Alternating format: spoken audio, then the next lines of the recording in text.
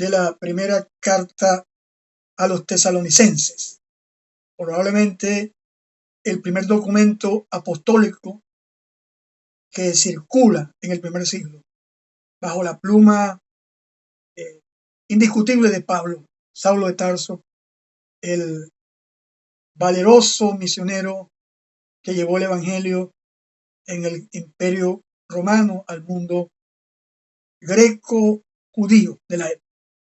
Hoy nos corresponde abordar de forma somera lo que es el capítulo número 4 de la carta. Ya el capítulo 5 quedará en manos de ustedes. Ustedes tienen una densa guía, la guía que pueden utilizar para estudiar algunos asuntos. Esta carta de Pablo está dividida en 3 grandes bloques. Correcto, ahí tenemos en pantalla Reina Valera 60, pero yo quiero compartir la palabra de Dios preservada. Es un documento basado en la familia 35. Son un grupo de manuscritos bizantinos, que nos dan una traducción un poco diferente. Entonces, desde los versículos, déjenme regresar para acá. Me gustó la división que hace la palabra de Dios preservada. Desde el versículo 1 hasta el versículo número 7, Pablo le hace un llamado a la comunidad escatológica. Llamamos a Tesalónica una comunidad escatológica porque había una tensión escatológica en cuanto a la inminente venida del Señor.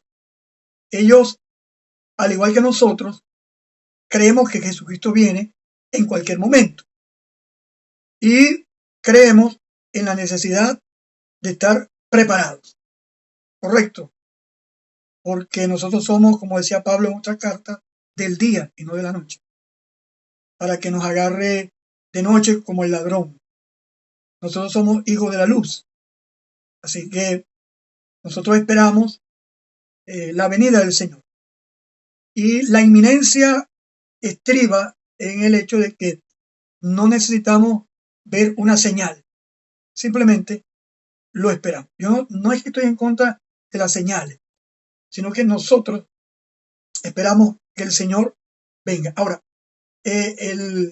la comunidad escatológica de Tesalónica no entendía lo que sí pudo entender el teólogo argentino René Padilla. René Padilla hablaba del reino ya en la dimensión histórica y el todavía no, el reino en su dimensión escatológica.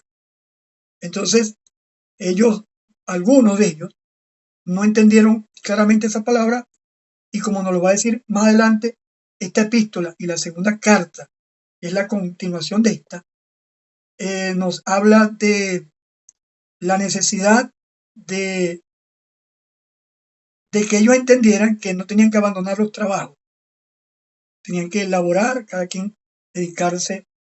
Y en los versículos 1 hasta el versículo número 8, Pablo les hace una exhortación a la santidad. Dice el versículo número 1, finalmente, hermano, ya Pablo está entrando en el epílogo de la carta, la parte final de la carta. Pablo dice: les rogamos pues, hermanos, exhortamos al Señor Jesús, así como recibieron de nosotros, de la manera como nos recibieron, deben comportarse y agradarle. Sí, los tesalonicenses recibieron a Pablo como un padre, como un hermano, como alguien importante. Y Pablo le está diciendo que deben tener una conducta agradable a Dios. Entonces, le está pidiendo que abunde en ello. El versículo número 2, Pablo da la razón para ese comportar digno, agradable a Dios. Es que ustedes saben qué instrucciones les dimos a ustedes mediante el Señor Jesús. Pablo no lo conocimos en persona, pero las cartas nos enseñan que era un hombre que no dejaba nada en el aire. Daba enseñanzas detalladas. Él llama acá a eso instrucciones. Es decir, Pablo les había dado a ellos en su estadía una especie de manual, quizá manual no escrito, acerca de cuál debía ser la conducta que los hermanos de Tesalónica debían tener.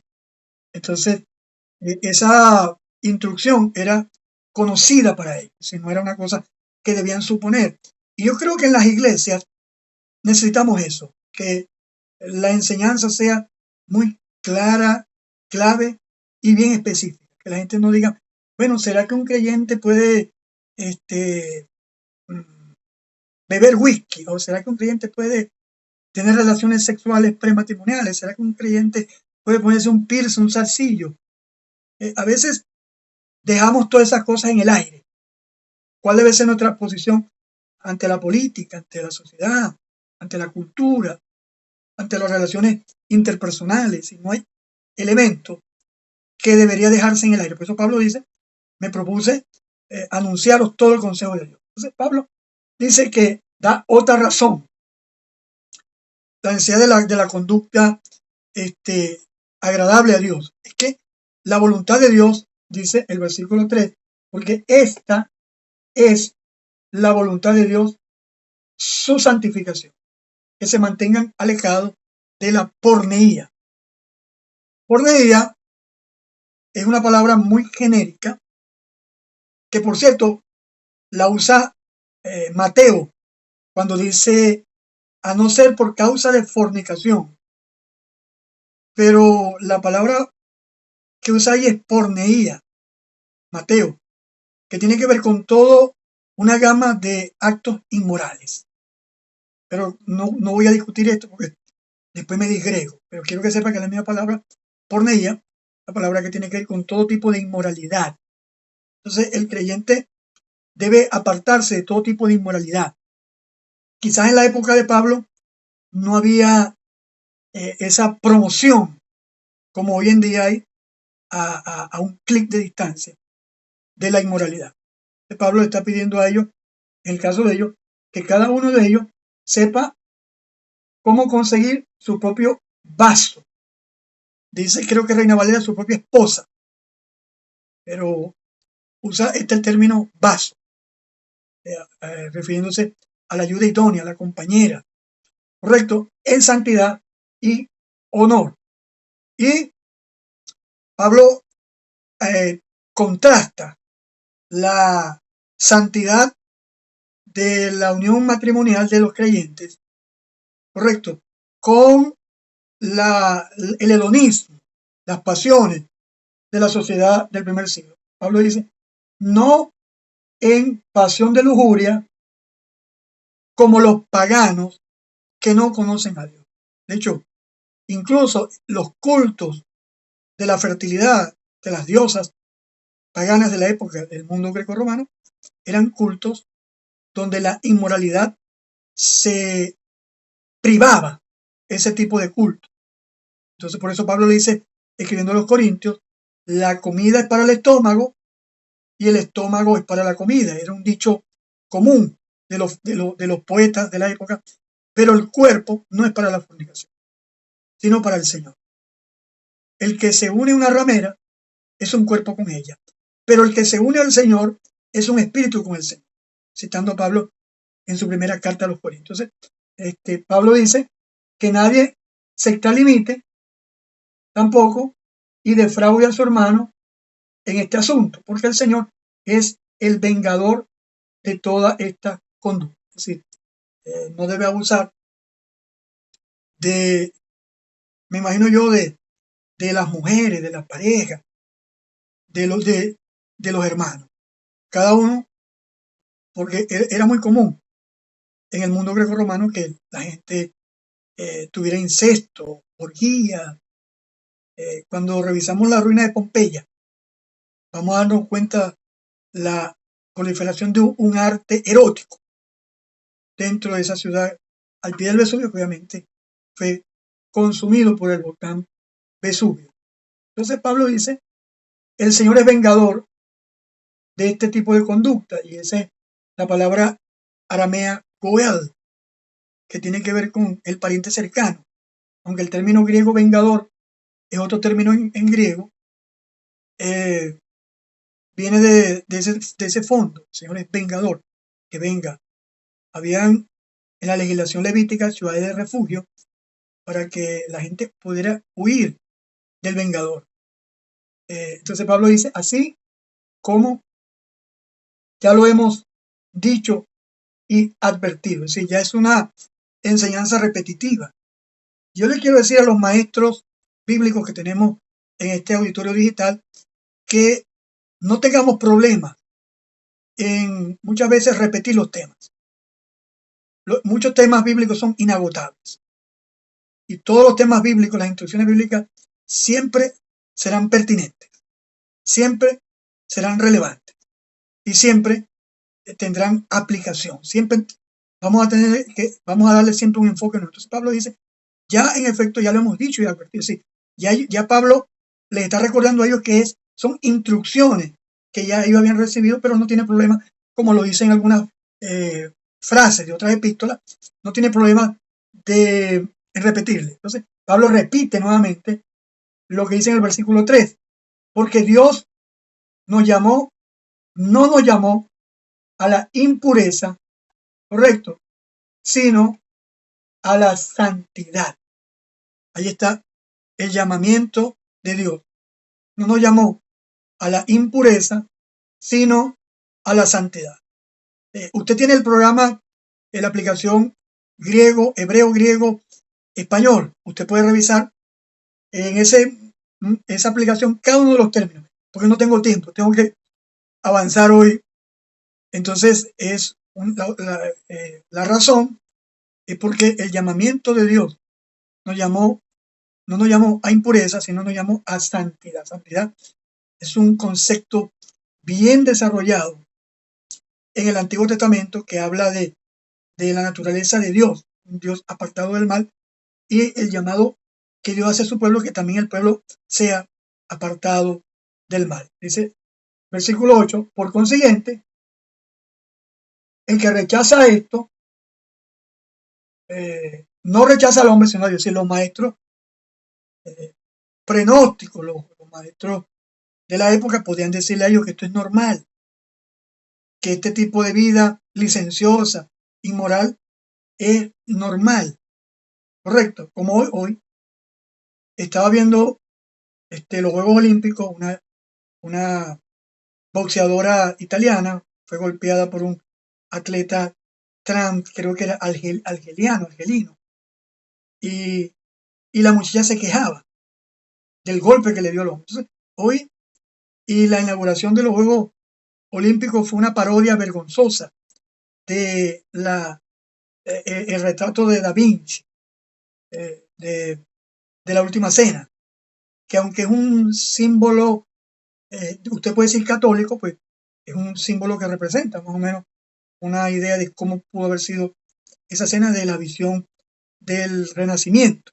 Pero en fin, es una burla, una sátira, una caricaturización de ese símbolo. Entonces, dice, el que rechaza esto, rechaza la santidad, la pureza en la vida, está rechazando no al hombre, sino a Dios. ¿Por qué?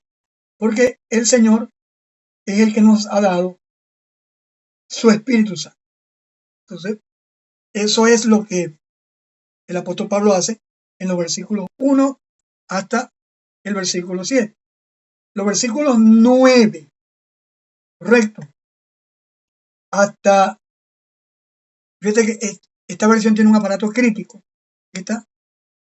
Yo creo que, yo no sé por qué no se las he pasado, pero se las voy a pasar. Versículo 9 hasta el versículo 11.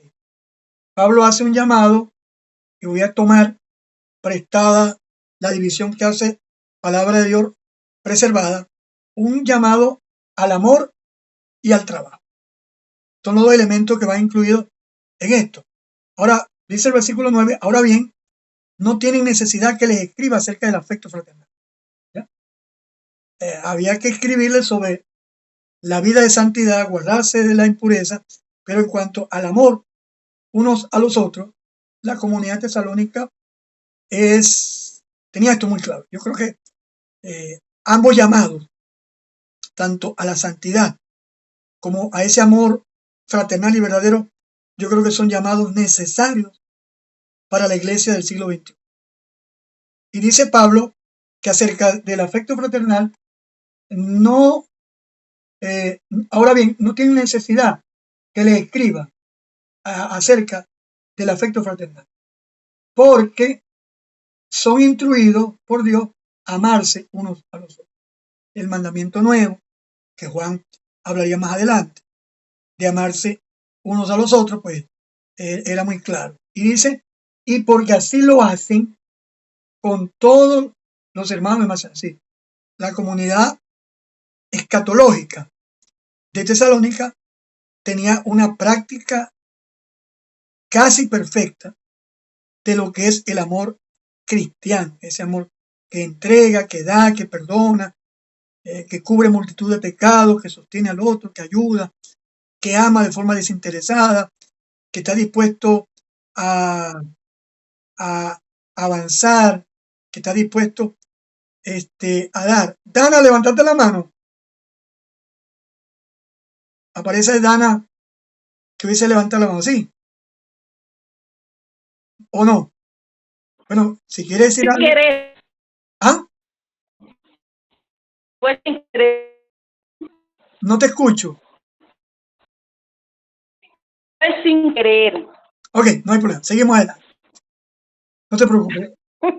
Sí, dice el texto, sin embargo, les exhortamos a que hagan aún más. Yo he conocido gente que cree que ya está en un estado de transformación espiritual.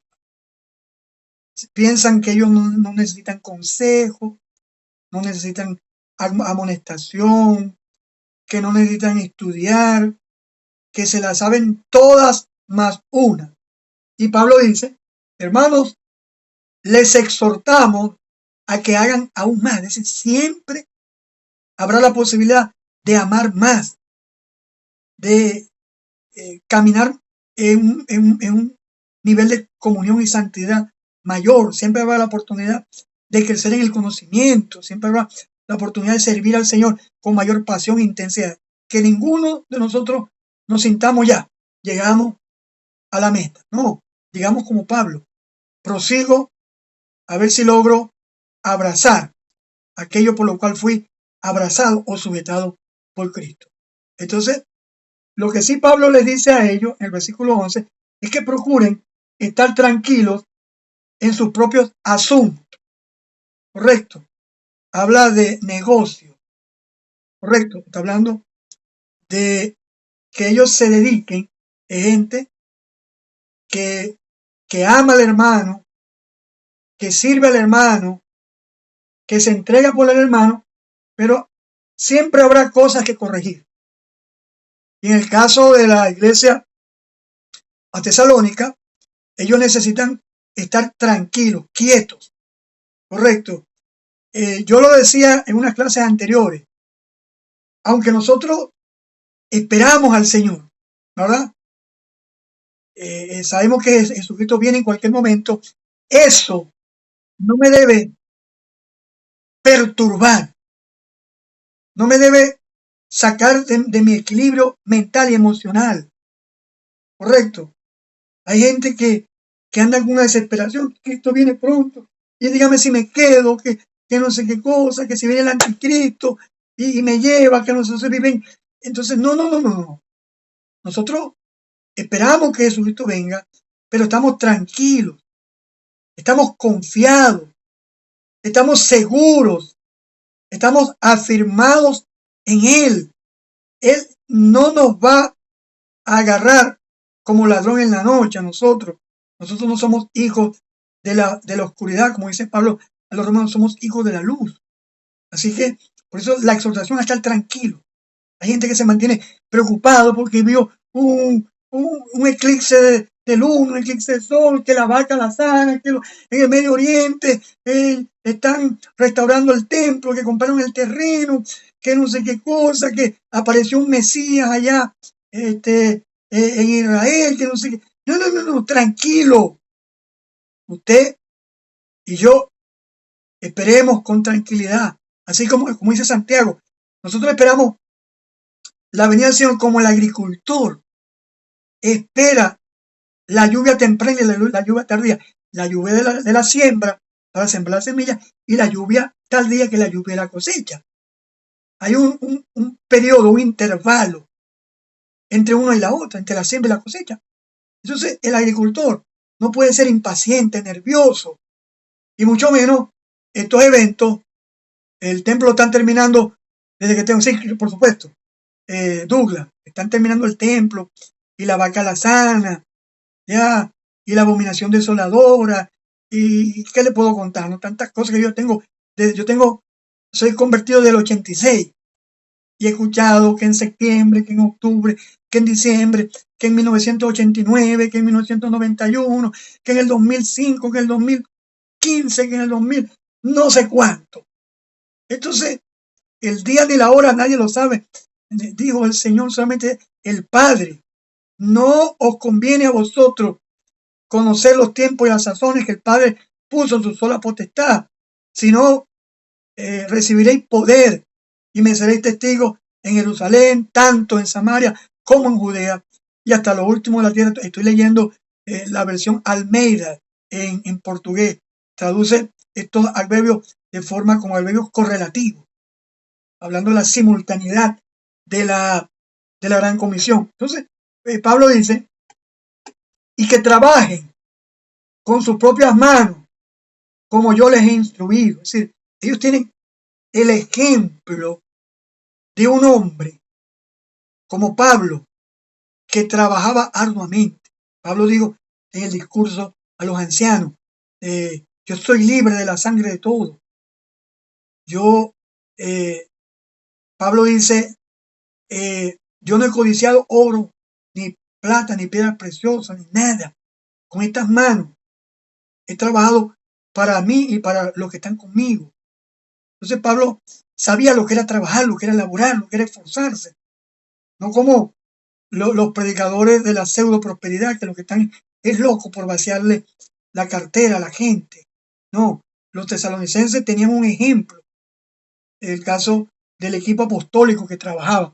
Y dice Pablo, para que los de afuera puedan estar bien impresionados por su manera de vivir.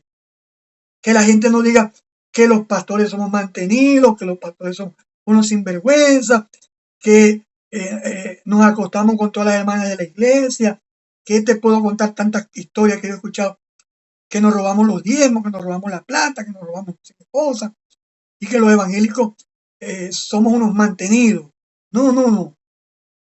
La gente tiene que ver en nosotros ejemplos de esfuerzo, de trabajo, de tenacidad, de excelencia, que nuestros médicos, abogados, ingenieros, profesionales, digamos, la gente que hace oficio de carpintero, los taxistas, los teólogos, seamos gente responsable, cabal, dinámica, digna, que no pongamos la mirada en las riquezas que son temporales, que hayamos aprendido a hacer tesoros en el cielo.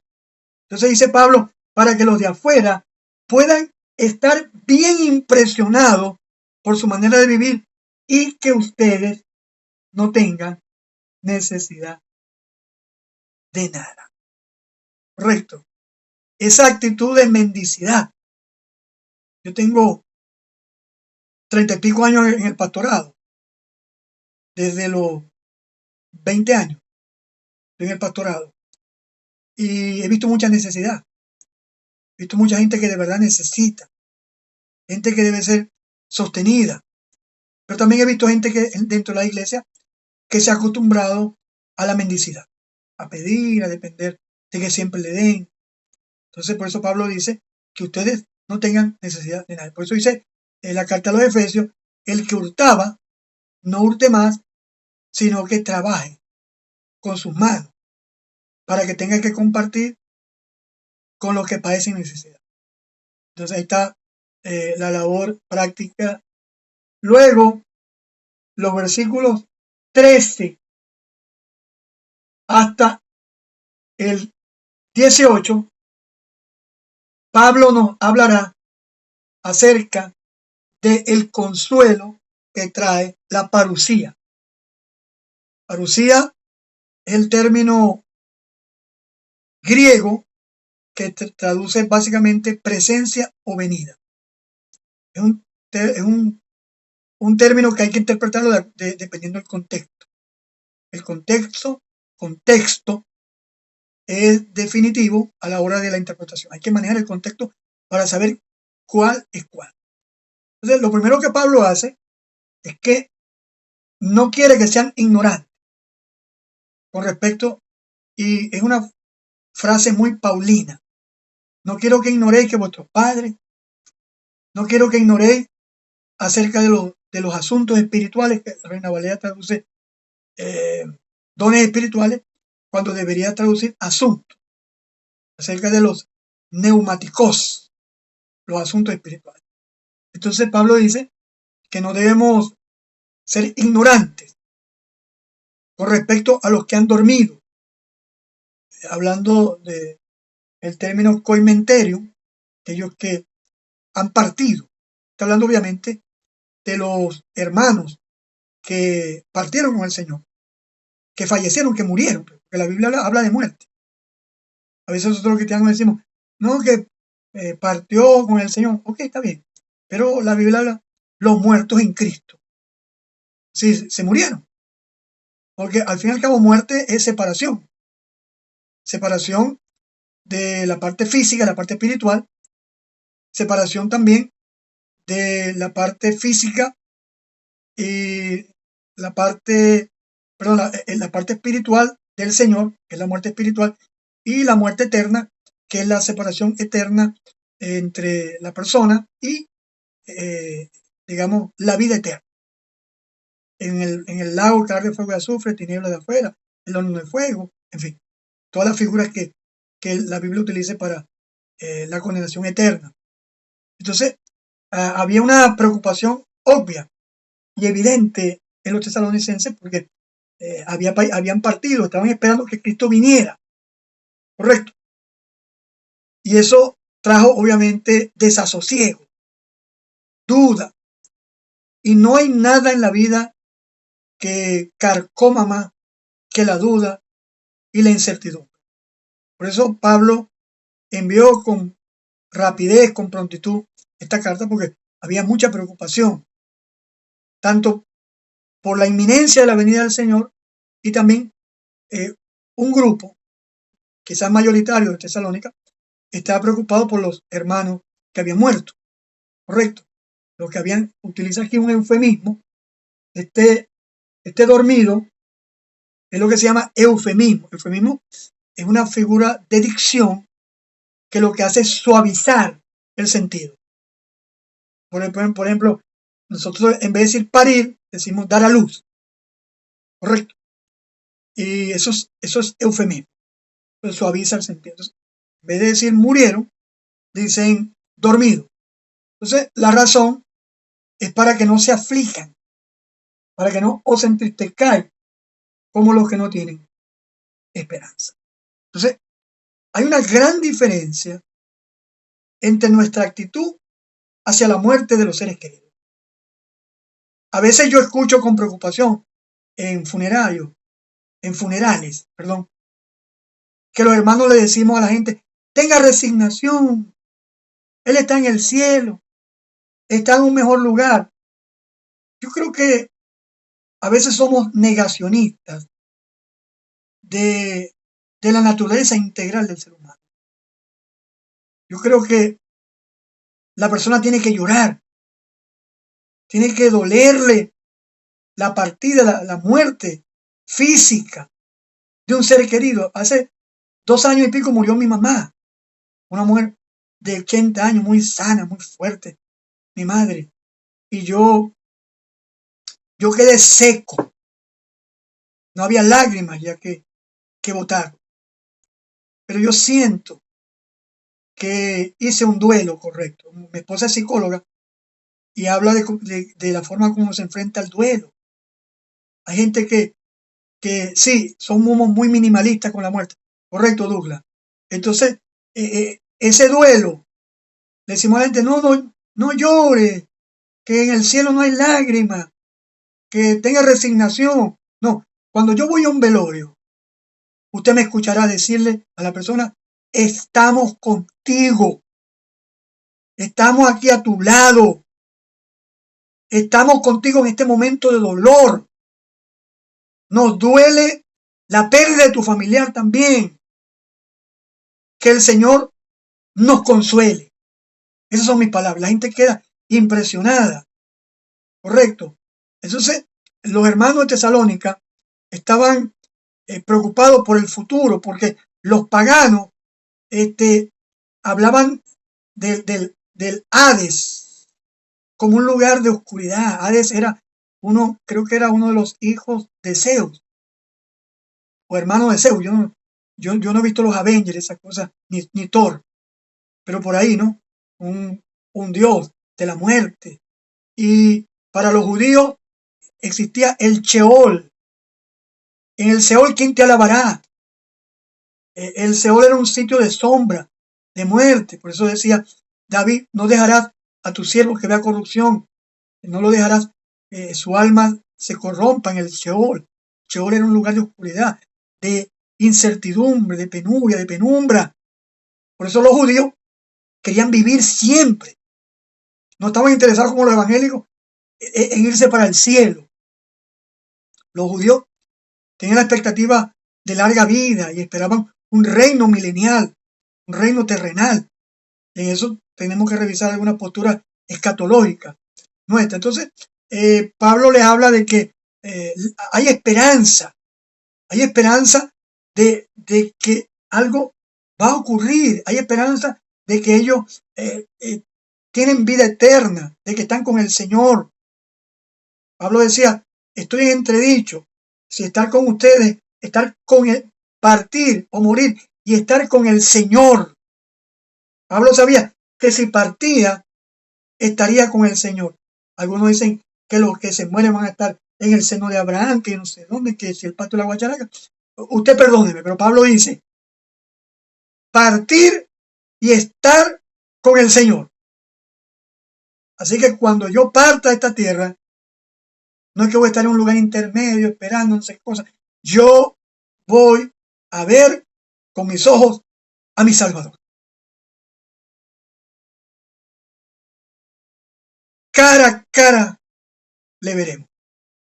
Sí, Hades considero el hermano mayor de los tres principales panteón griego. Gracias, hermano. No soy muy experto en los Avengers ni en la mitología griega.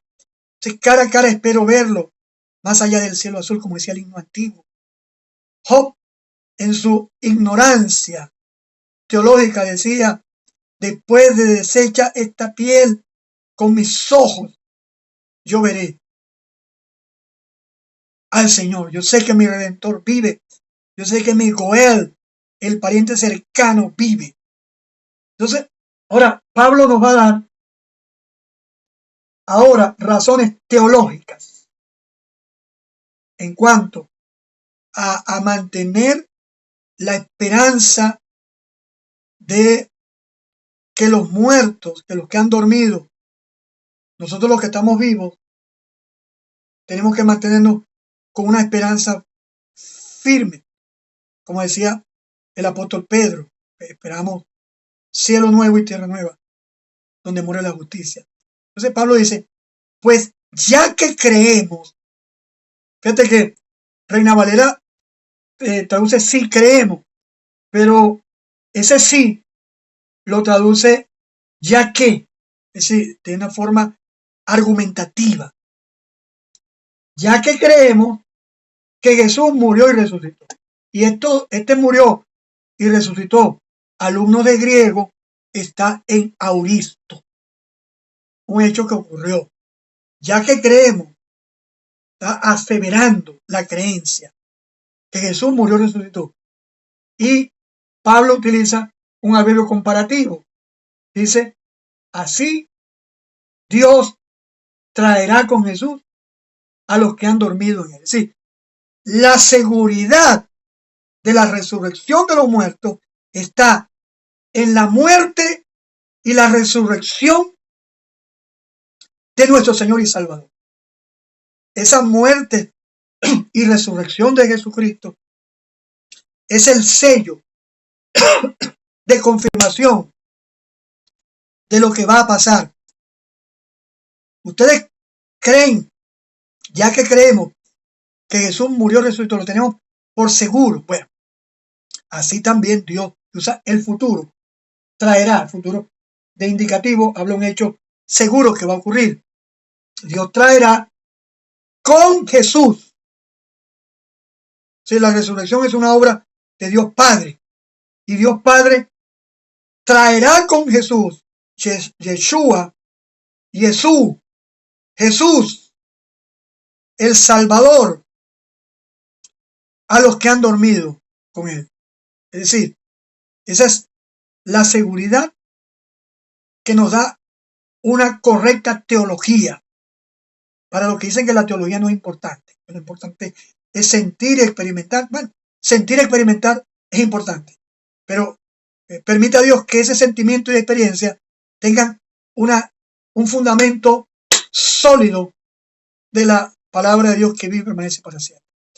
Entonces, dice Pablo, asegura que la muerte y la resurrección del Señor nos debe dar seguridad de que este hecho de que Dios traiga con Jesús a los que han dormido, es decir, levante con Jesús a los que han muerto, es un hecho concreto y definitivo. El versículo número 15 es uno de los versículos más gloriosos del Nuevo Testamento acerca de la segunda venida de nuestro Señor. Correcto. Pablo dice, por lo cual les decimos a ustedes por palabra del Señor. Mire, escúcheme bien. Hasta este momento, año 48, 50, lo único escrito que había era la Taná o el Antiguo Testamento. Los evangelios no habían sido escritos. Los discípulos tenían lo que llaman los teólogos liberales los oráculos de Jesús. Correcto, tenían la logia, así la llama Rudolf Bultmann, llama la logia de Jesús, es decir, las palabras de Jesús. Pero Pablo por primera vez se atreve a decir que su escrito, y esto debió sonar como una explosión en el primer siglo, este escrito es palabra del Señor, logos tou curio. Esto es palabra del Señor. Correcto. Creo que la palabra debe ser logo. Tómelo. Mis estudiantes de griego luego certifiquen esto. Pues no voy a buscar el programa y todo lo demás. Aquí lo tengo, pero después me voy a disgregar en una clase de griego. Entonces, esto lo decimos a ustedes por palabra del Señor. No es un invento emocional, no es una ocurrencia transitoria de Pablo. No, esto es palabra del Señor. Porque el problema es que los tesalonicenses, algunos habían perdido la esperanza. Entonces, la esperanza se renueva a través de la fe y se evidencia a través del amor. Esta frase la voy a escribir porque es mía. Esta frase es mía. Voy a escribirla y le voy a colocar derecho de autor, colocar copyright. Correcto. Entonces, Pablo dice que esto lo decimos por palabra del Señor. Una declaración poderosa del apóstol Pablo. ¿Y cuál es la declaración? Aquí le va a decir el complemento directo de la oración. Que nosotros, los que aún vivimos, hablando de los creyentes que están en Tesalónica y Pablo, y todos los creyentes que están vivos en el año 45, 50, anyway, como es en inglés, lo que sea, cualquier cosa. Entonces, y dice Pablo, los que hayamos quedado para la parucía o la venida del Señor. Entonces no tiene sentido traducir el término venida como presencia. Porque si estamos, quedamos, ¿cómo quedamos? Si estamos en presencia, ¿cómo es que quedamos? Si los que traducen esta parucía aquí presencia, pues no toman en cuenta el contexto. En interpretación bíblica, el contexto es determinante. Igualmente, alumnos de griego, estudiantes de MINT, el contexto es insoslayable. No se puede pasar por alto. Un texto fuera de contexto es un pretexto. Eso es una frase que hemos escuchado de hace 50 años. Entonces, está pensativo Douglas, el hermano Douglas. Douglas siempre es un hombre muy analítico. No se come las cosas así porque la diga el doctor Fonseca. Eso me gusta, esa actitud me gusta. Nosotros los que hayamos quedado para la parucía, y Marley se ríe, para la parucía, ¿y qué es lo que vivimos, lo que hayamos? ¿Qué es lo que estamos diciendo? En ninguna forma precederemos a los que han dormido. Es decir, Pablo necesita decirle a los tesalonicenses que los que estamos vivos no nos vamos primero que los que murieron. Entonces ellos deben estar tranquilos, porque los hermanos, los familiares que partieron, ese es el contexto del libro. Yo no me estoy metiendo aquí ahorita en premilenarismo, en postmilenarismo, en amilenialismo y todos esos ismos. Yo me estoy metiendo en el sentido. Me pica mucho la nariz. Manipulé jabón de baño ahorita y me pasé la mano por la cara y dije perdí. Yo necesito usar jabón neutro. Donna se ríe de mí. Se ríe conmigo, mejor dicho. Aquí nos reímos uno con el otro. Entonces, y yo, los abuelos míos que vinieron de Italia, no me dejaron ni el apellido ni plata, solamente una nariz. Eso fue lo que me dejaron mis ancestros de Italia. Ni el apellido. Yo no pude ni demostrar mi nacionalidad italiana. Tenía que sacar ese viejo por allá por San Cristóbal, hacer una exhumación, una prueba de ADN, luego buscar a mi papá y luego hacerme yo una. Y dije, no, eso es mucha plata y mucha locura. Entonces me quedo aquí, mejor tranquilo. Entonces, dice Pablo, así que me disculpe si me estoy hurgando mucho en la nariz. Es una picazón que me está comiendo. Entonces dice, en ninguna manera precederemos a los que han dormido. Sí. Y el versículo número 16, Pablo va a dar el texto maravilloso. Porque el Señor mismo. Es decir, no es que el arcángel Gabriel, el arcángel Miguel, los serafines, querubines, o una nave espacial. Correcto. O el carro de fuego de Elías, que se lo llevó. El torbellino, que no sé qué más. El Señor mismo, el Curios,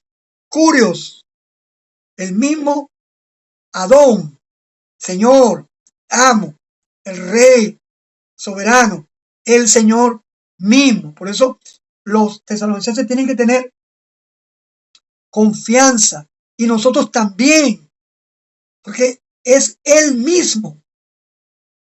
Por eso, cuando Jesús está ascendiendo al cielo en la narrativa de Lucas, Dice, varones Galileo, ¿por qué estáis mirando hacia el cielo? Ese mismo Jesús, así como subió, así mismo descenderá. Por eso dice, en algunos lugares todo ojo le verá. Pero eso es tema de discusión más adelante. Por ahora, usted quédese como en la cédula, tranquilito. Estamos analizando lo que el texto nos dice, el Señor mismo. Y ahora Pablo nos hace una descripción y utiliza algunas metáforas. Primero, es la metáfora de uno que lo hace con una voz fuerte, con voz de autoridad, que habla acerca de la autoridad que tiene Jesucristo sobre todas las cosas. Estando vivo, le dijo a los soldados que lo venían a buscar, aquí estoy. ¡Pum! Cayeron como dominó, así cayeron al suelo los soldados. El Señor con voz de mando habla de la autoridad que Él tiene. Y también habla con voz de arcángel. Pero aquí sí voy a revisar el texto, discúlpeme, aquí sí voy a revisar el texto griego. Voy a revisar el texto griego en cuanto a lo que habla las palabras griegas, que habla, ¿dónde está que no te veo? Aquí estás. Aquí estás. Correcto. Versículo 1, 2, 3, 4, 5, ok. El 6,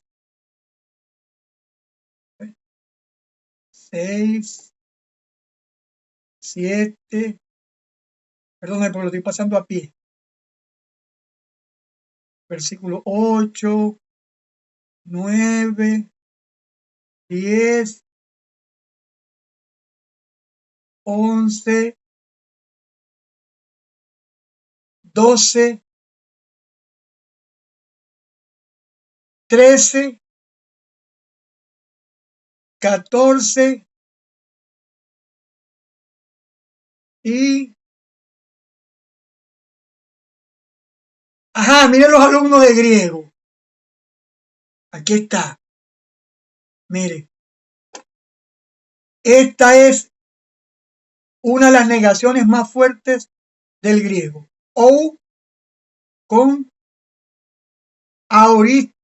Ah, no, esta no. Este es presente activo negativo. Esta no es. Perdone. Retiro lo dicho. Este es o con presente activo indicativo. No, esta no es la negación. La segunda. 14. Estos verbos están en auristo. Auristo indicativo y auristo indicativo, que son actos que ocurrieron. Correcto. Pero me interesa es el 15. Correcto. Aquí está. Porque estamos diciendo esto en logo curiú. Logo curiú. Palabra del Señor. Correcto. Apocalipsis 1 dice todo le verá. Gracias, Luis. Pero fíjense una cosa. Entonces, la gente dice, no, que tengo una palabra de Dios, un rema. Entonces Pablo está diciendo a ellos que lo que está diciendo, lo está diciendo en palabra de Dios. Y utiliza, lo lamento por quitarle a algunos la ilusión. Pablo dice, logo curiú, palabra del Señor. Nosotros, los viviendo, los siendo dejados alrededor, en la presencia, aquí traduce presencia, esta traducción, yo diría, preferiría venida del Señor, no nos anticiparemos. Esto es auristo subjuntivo activo. Aquí está, damas y caballeros, como hacían la fanfarria de Bello. Taratata, tatatata, taratata. Bueno, aquí está la negación más fuerte del griego. Me Correcto, no, con el auristo subjuntivo del verbo. Correcto, ahí está.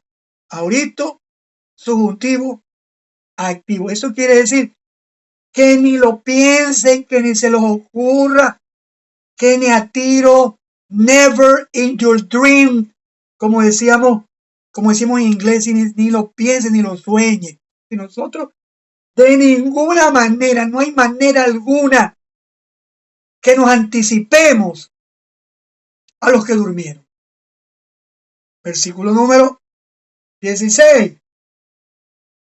Porque el Señor, autos, aquí está, el Señor, él mismo, usa un reflexivo, pronombre reflexivo. Él, yo le dije, el curios, correcto, en llamada imperativa. Keleusmati, llamada imperativa, aclamación, voz de mando, grito de incitación. Es lo que Strong nos está diciendo el Señor, con voz de mando, con llamada imperativa. No es que levanten la mano los que se quieren venir conmigo.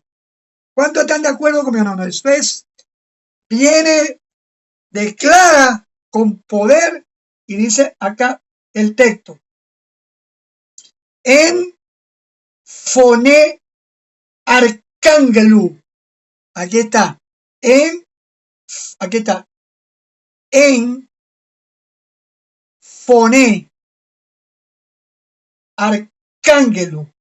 Es decir, nos dice en voz de gobernante de ángeles, gobernante de mensajero. No es que es un arcángel que viene, como algunos dicen, que viene Miguel, que no. Una forma de estar comparando acerca del acontecimiento cuando el Señor viene.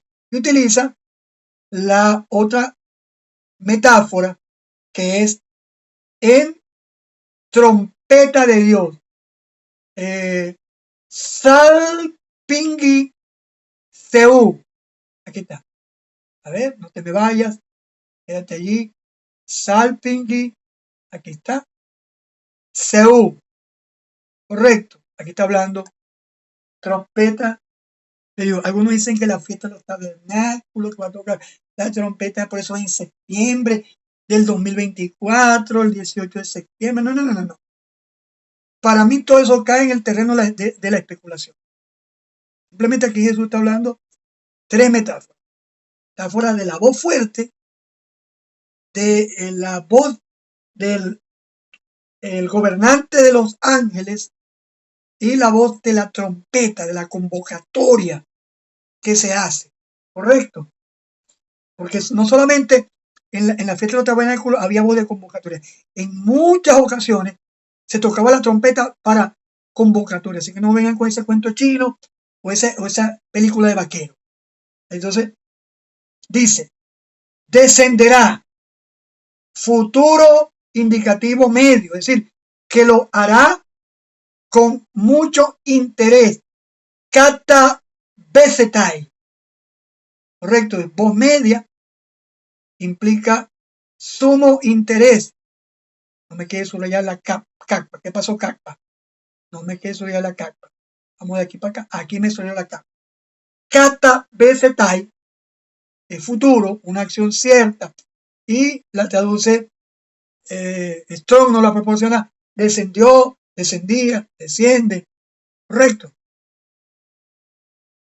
Y en estos días estaba estudiando el diccionario panhispánico de dudas y dice que de bajar para abajo es una redundancia a veces intencional y subir para arriba no es tan incorrecto. Eso es lo que se llama el panhispánico de dudas, una redundancia intencional y necesaria. Es como que usted esté en un cohete en el espacio entre Marte y Júpiter. ¿Dónde es arriba y dónde es abajo? Usted dice subí, bajé, pero ¿hacia dónde es arriba y dónde es abajo? Hay ocasiones que la ubicación espacial no es tan fácil. Pero en fin, y los griegos hablaban así. Los griegos decían, lo que oímos con nuestros oídos, lo que nuestras manos tocaron, lo que nuestros ojos vieron. ¿Con qué lo vas a ver? ¿Con el dedo gordo del pie? ¿Con qué lo vas a ver? ¿Con el dedo índice? Es una redundancia intencional. Eso es lo que se llama en estudio de la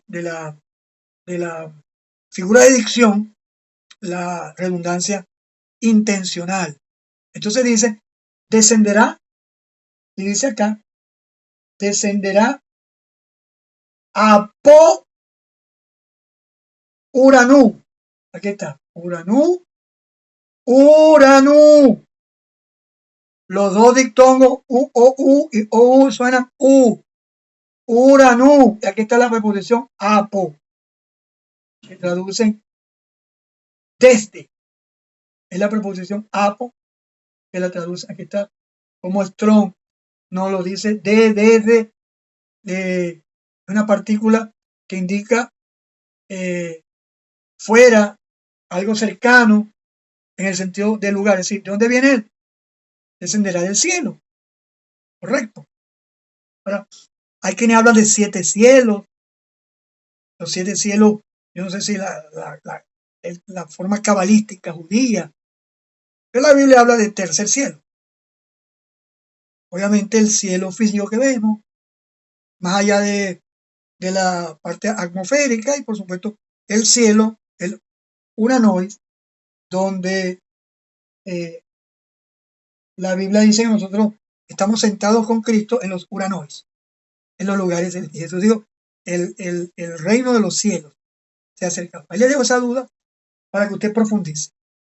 No me pregunte esas cosas ahorita porque no se las voy a responder. Dice, descenderá del cielo. ¿Y qué va a ocurrir cuando el Señor descienda de arriba hacia abajo? ¿Qué va a ocurrir? Los muertos en Cristo se levantarán.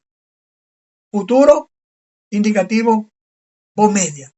Si los muertos en Cristo se levantarán. Correcto. Los muertos en Cristo, ahí está la palabra anastesontai, que viene del verbo anistemi, que es un verbo terminado en mi. Es el segundo grupo de verbos más grande. Los primeros son los terminados en omega y el segundo es el grupo de verbos terminados en mi, que tienen una conjugación diferente a los verbos terminados en omega. Entonces, significa levantándose, levantó, levántate para levantar. Hablando, es una de las palabras griegas que utiliza la Biblia para levantar. Hay un alumno que se está incorporando. Pero gracias a Dios que está el video.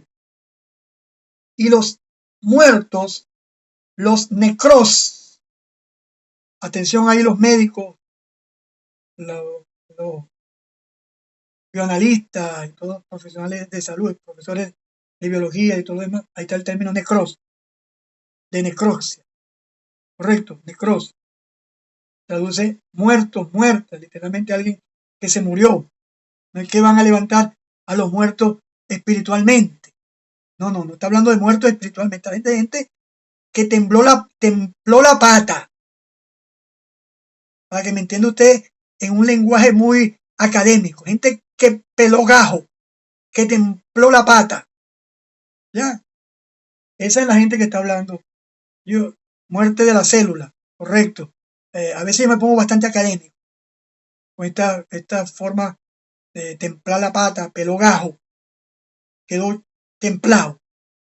Entonces, los muertos en Cristo, primero, que habla del orden de la resurrección. Cuando Jesucristo venga, descenderá del cielo, ahí hace la descripción de cómo será el evento. Correcto. Fíjense que nosotros nos ponemos a calcular que si los tabernáculos, que si el arcángel Gabriel, mire, los discípulos del primer siglo no tenían esas preocupaciones. Ellos lo que les interesaba es que el Señor mismo y venía con autoridad, con voz suprema de autoridad y con una voz de convocatoria. El mismo Señor descenderá del cielo y los tesalonicenses que estaban muertos serían levantados primero. Los muertos en Cristo serían levantados. El adjetivo proton.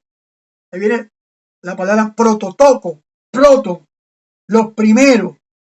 Y luego sigue diciendo, el 16, a continuación, como las películas, ¿verdad? Y a continuación, correcto. Nosotros los viviendo, nosotros los que quedamos, los que estamos vivos, los siendo dejados. Esta es una traducción literal, en bruto, correcto. Dice, nosotros los viviendo, los siendo dejados alrededor, al mismo tiempo junto con ellos, es decir, los muertos en Cristo son levantados. Primero ellos, pero al mismo tiempo, correcto, ellos se levantan primero. Luego, nosotros los que estamos viviendo, dice Pablo, y aquí está la famosa frase que se coloca en futuro indicativo pasivo. El futuro, una acción que va a ocurrir. El modo indicativo nos da la idea de seguridad, es un hecho que va a ocurrir. Y la voz pasiva significa que nosotros recibimos la acción. Nosotros seremos arrebatados juntamente. Ahora, aquí está la palabra. Arpagesomesa. Arpagesomesa. Arpagesomesa. Esta palabra, arpagesomesa, viene del verbo arpazo. Ese me recuerda a la canción. Al paso, camina al paso. Pero no es, ¿no? Al paso. Correcto. Arpazo. Correcto. Eso griego es un maracucho. Arpazo. Dice, y ese, están muertos de risa ustedes conmigo hoy. Esa palabra traduce arrebatado, arrebata, arrebatarle, arrebatar, apoderarse en. Correcto. No dice rapto. En ninguna manera dice rapto. Y esta es la razón, queridos estudiantes de mí, que algunas posturas teológicas nos atacan. Porque nos dicen, ustedes dicen del rapto, ¿dónde dice rapto en la iglesia? Y yo le digo, en ninguna parte. Le digo yo. Pero te tengo malas noticias. Utiliza un término, porque rapto es que te raptaron, te secuestraron, ¿qué te puedo decir yo? Entonces Jesucristo no nos está secuestrando. Al que raptan, se lo llevan sin permiso. No, Él no nos va a llevar sin permiso. Exactamente, gracias Alexander, en contra de su voluntad. No, Él nos está llevando a favor de nuestra voluntad. Porque nosotros somos su novia. Somos su pueblo. Y nosotros decimos, como decía el libro de Revelación, el espíritu y la esposa dicen, ven, Señor Jesús. Amén. Sí, ven, Señor Jesús. Así que nosotros no vamos a ser raptados nada. Usted no debería utilizar nunca más el término rapto, porque los enemigos le van a decir, y le van a decir con razón, el término rapto no existe. Te va a decir, le va a sonreír y se va a acordar de Fonseca, le va a decir, estamos de acuerdo. No existe el término rapto. Es un término más fuerte es el término arrebatamiento. Tomar, alcanzar, arrebatar. ¿Por qué? Porque somos de Él. Nos va a tomar así. No como en contra de nuestra voluntad. Nos va. Y por eso, escúcheme bien, el Dwight L. Pentecost, el autor de Evento del Porvenir, es un libro grueso, viejo. Yo hacía el devocional El Nuevo Convertido con el libro Evento del Porvenir de Dwight L. Pentecost. Pentecost nos tomará a sí mismo. Correcto, Luis. Juan 14, 1 al 3. Perfecto. Pero permítame quedarme aquí en este texto, ¿no? Resulta que Pentecost dice, lo llama traslado de la iglesia. Si la iglesia es tomada, llevada. Entonces, ¿qué va a ocurrir? El mismo Señor, con las características de autoridad que describe el texto, de portento, de poder, de señorío, de dominio, correcto, descenderá, una acción real. ¿Qué va a pasar? Los muertos en Cristo serán levantados primero. Y nosotros, los que vivimos, los que hayamos quedado, seremos arrebatados, dice aquí, seremos arrebatados violentamente en las nubes, que es la palabra que utiliza, la palabra Nefelai, que es la palabra que utiliza Lucas cuando dice en las nubes, correcto. Y también dice el texto, Él viene en las nubes, con las nubes, correcto. Y estaremos en el encuentro del Señor en el aire. El encuentro del Señor en el aire. Y esto no es un aire espiritual, correcto. No usa la palabra neuma, usa el término aera. De ahí viene el término aéreo, aeropostal, aquella línea, aeronáutico, aérea. ¿Me explico? El aire físico. No hay, como dicen algunos amilenialistas, no hay ese reino escondido, espiritual, como los testigos de Jehová que dicen que comenzó en el 1914. El reino invisible de Jesucristo. Dice, vamos al encuentro, a la reunión del Señor, del Curio, en el aire. Y así, dice el apóstol Pablo, siempre junto con el Señor estaremos. Futuro indicativo, voz media. Estaremos con el Señor para siempre. Estaremos con Él. Cuando Él nos viene a buscar a los que durmieron. Y nosotros, juntos, seremos arrebatados para estar siempre con el Señor. Y voy a regresar al texto en español. Y ya estoy terminando. Estoy terminando ya me pasé del tiempo. Tengo más de 1 hora. Entonces voy a la versión palabra de Dios restaurada, preservada. Quise decir, dice, luego nosotros, los que aún estemos vivos, los que hayamos quedado, seremos arrebatados juntamente con ellos en las nubes para encontrarnos con el Señor en el aire, y de esta manera estaremos siempre con el Señor. Por lo tanto, animaos los unos a los otros con estas palabras. ¿Ya? Entonces, allí es donde los premilenialistas, dispensacionalistas, dicen que Pablo está diciendo aquí que no vamos a pasar por la gran tribulación, porque Pablo aquí dice, consuélense unos a los otros con estas palabras. Es decir, ¿qué tal que Pablo diría, no, vamos a pasar por la tribulación, pero tranquilo, todo va a estar bien? Pero ese es otro tema. Yo les he enviado a ustedes a los grupos material que habla sobre las corrientes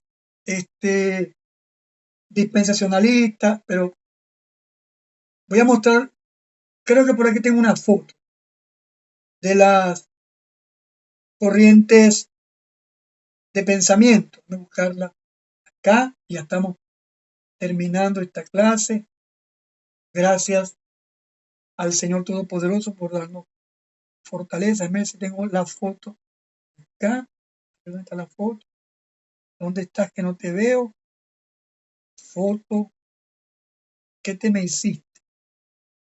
A ver. Creo que tengo una foto en WhatsApp.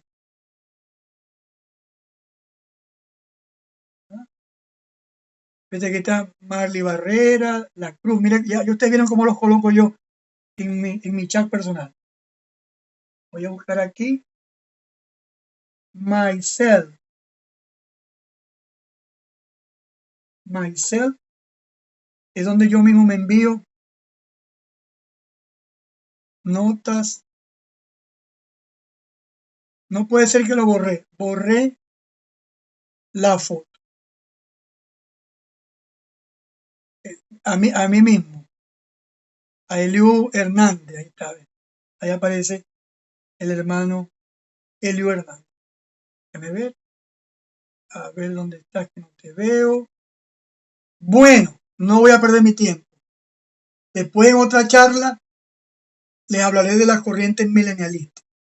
Quería hacerlo hoy, pero tengo que ser fiel al texto. No, es que hoy tiene razón Eliu. Déjeme ubicar esto. Tiene razón. Aquí está. Aquí está la foto. Gracias, hermano. Tú eres un fenómeno. Aquí está. Aquí está. Tú eres un bárbaro. Bárbaro. Aquí está. Principales posturas escatológicas. Las principales son, tenemos acá déjame agrandarlo por acá. Vamos a ponerle más grande, más grande. Aquí está. Principales posturas escatológicas. El premilenialista histórico, aquí está la cruz que representa la muerte de Jesús, ¿correcto?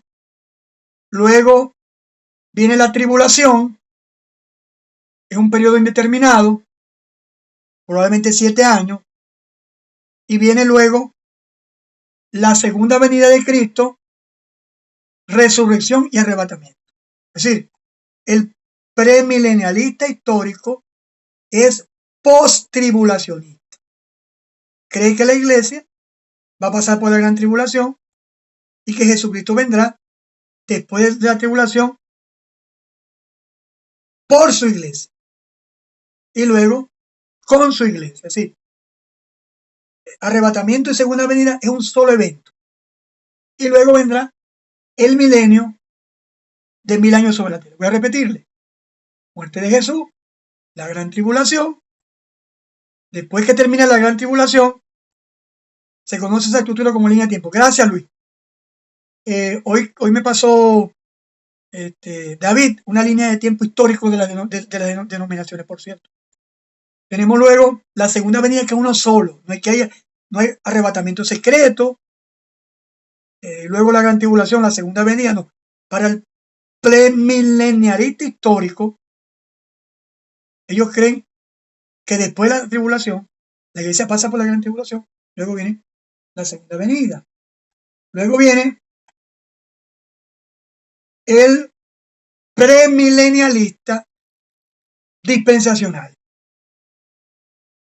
¿Qué cree el premilenialista dispensacional?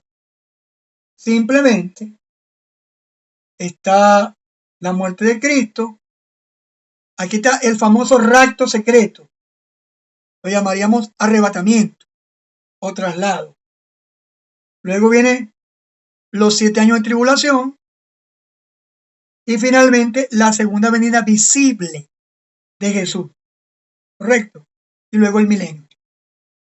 Ambas posturas premilenialistas creen que el milenio es de 1000 años, no es espiritual, y se dará después de la segunda venida. La diferencia entre una y otra es que el histórico cree que es un solo golpe, para que me entienda, y el dispensacionalista cree que son 2 eventos, separados por un periodo de tribulación. Luego viene, este es el más común, el más popular dentro del mundo evangélico, yo diría actual.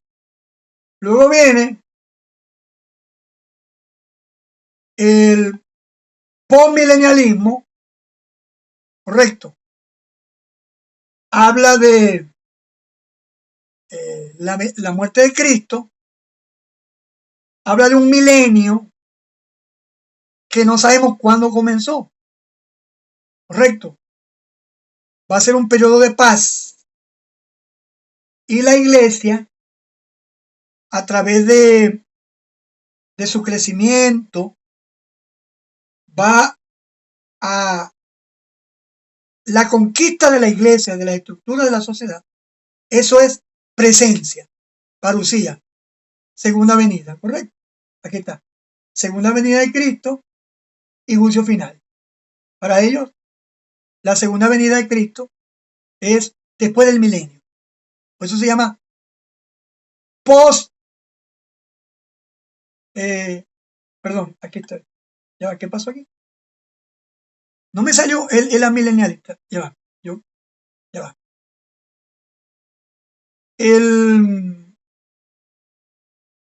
Este es el postmilenialista. Aquí. Y por último, el amilenialista. Aquí le falta una L. Amilenialista, no, es amilenialista. Por cierto, los reformados de la teología del pacto son amilenialistas. Entonces ahí es donde ellos y nosotros patinamos. Con los grupos pentecostales, la mayoría de los grupos pentecostales son premilenialistas, dispensacionalistas. Y también patinan con los anabautistas. Bueno, me voy a declararme aquí en público. Los anabautistas somos premilenialistas históricos. Ahora, espero que por esa declaración no me deje de querer. Correcto. Entonces, el amilenialista, correcto, cree en un milenio simbólico. Dicen ellos, citando un texto que citan, Luis se lo debe saber. Es necesario que él reine hasta que todos sus enemigos sean puestos al estrado de sus pies. Y en ese texto, él está reinando, él está reinando, él está reinando, él está reinando, él está reinando. Es decir, ellos no entienden, los amilenialistas, el reino ya y el todavía no. Hay que regalarle a todos ellos a René Padilla, los libros de René Padilla. Entonces, el amilenialista, que es la creencia, la no creencia de un milenio. Para ellos el milenio es simbólico. Satanás está atado. Para la teología del pacto, el diablo, David dice que también se considera, bueno, David, histórico, entonces ya somos dos que nos van a pedir, pero tranquilo. Entonces no te preocupes, David me está diciendo que también es histórico. Bueno, no hay problema con eso. Entonces, el amilenialista cree que el diablo ha sido atado. Es decir, fíjate una cosa. Los Hebreos 1:13, Douglas dice que él es primerista histórico, pero con matices. Perfecto, hermano. La vida tiene que tener matices. Gloria al Señor. Y ellos creen que el milenio es simbólico, que el diablo está atado. Entonces, es una atadura extraña. Yo tuve una vez un grupo titulado Tensiones Escatológicas. Yo era el creador, el moderador, el diseñador de los debates en Facebook, y me tuve que retirar del grupo porque estaba acabando con mi paz mental. Entonces, demasiado contienda, pleito, hasta se llegaron a insultarse el postmilenialista con el premilenialista, porque habían debate. Y el moderador era yo. Un moderador debe ser equilibrado. Y yo, créame que yo fui equilibrado 100%. Yo no me parcialicé por ninguna postura. Ni siquiera por el histórico que invitó un amigo para no ser yo. Ni siquiera con él. De hecho, le hacía preguntas difíciles a él. Yo. La audiencia pasaba preguntas y yo le tiraba las preguntas más difíciles de la audiencia a mi amigo premilenialista histórico. Porque nadie puede molestarse porque le estén cuestionando algunos conceptos o creencias. Para eso está el sano. Pero el problema es que todo casi que uno mete la mano por la pantalla y le agarra el cuello al otro. Entonces, yo dije, no, ya la tensión ya no es escatológica, sino es tensión personal. Entonces, el amilenialista cree que la segunda venida y el juicio final son después del milenio simbólico.